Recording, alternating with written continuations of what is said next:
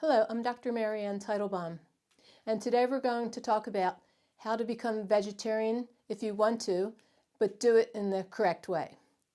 Because many people I see nowadays are either vegetarians or they want to become vegetarian.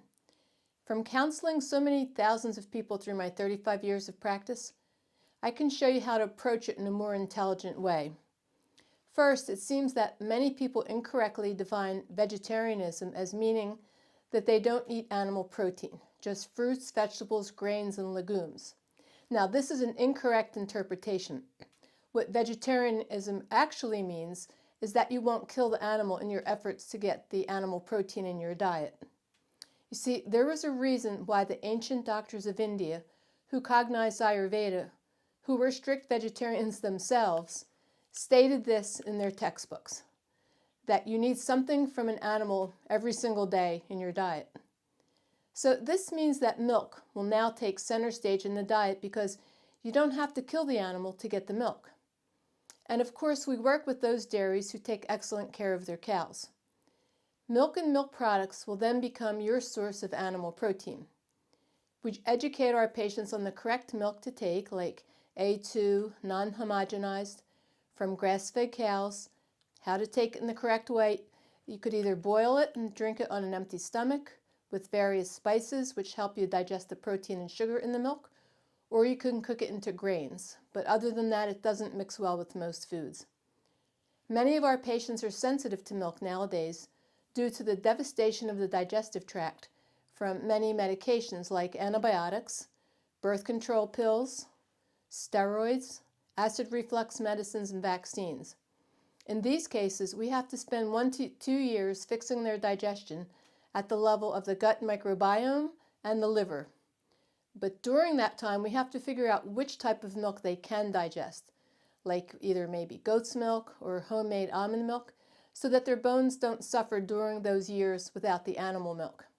And this is because milk is the most nourishing food for the bones, containing the fat which delivers the calcium into the bones.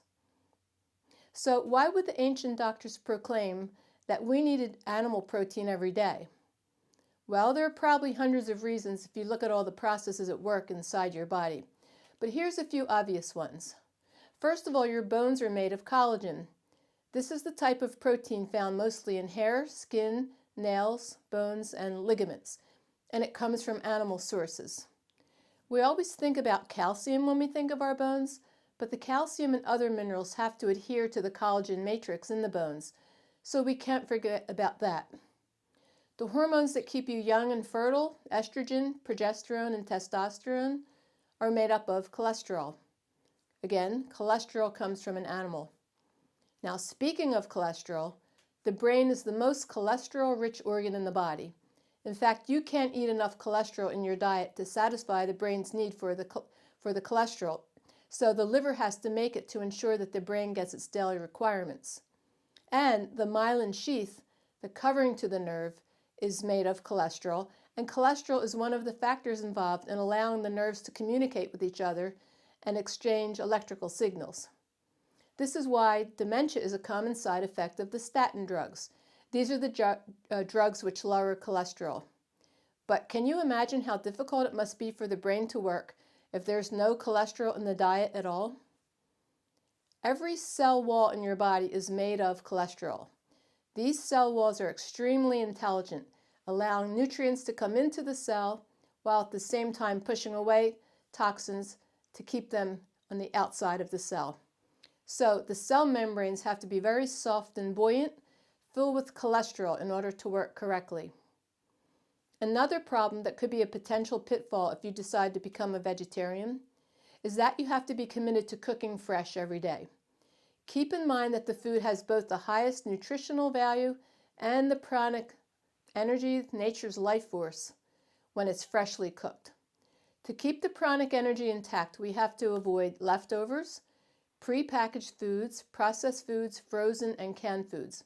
And we definitely don't want to microwave the food, which zaps the delicate prana or life energy out of the food.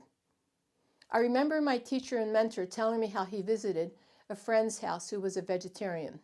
He was always wondering why he looked so pale and had very pasty-looking skin, and he fell sick quite often.